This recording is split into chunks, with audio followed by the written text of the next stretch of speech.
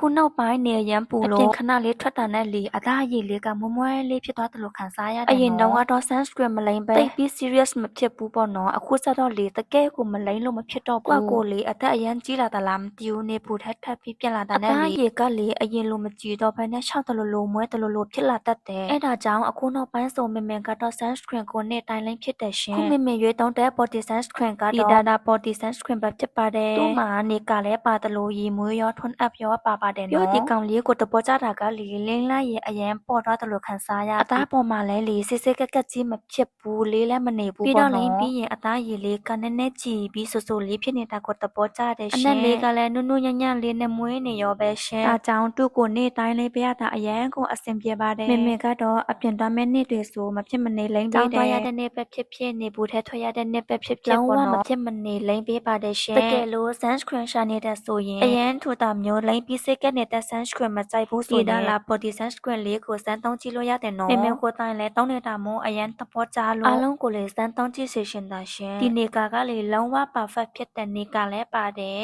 ရေမွေးလဲပါတယ်ထွန်းအပ်လဲပါတယ်ရှင်လိမ့်လဲတာနဲ့ရေမွေးလဲဖြန်းစရာမလိုတော့ဘူးနော်စိတ်ဝင်စားတဲ့သူရှိရင်မေစီမလာမလို့ရတယ်နော်ပစ္စည်းအသင်ရှိပါတယ်ရှင်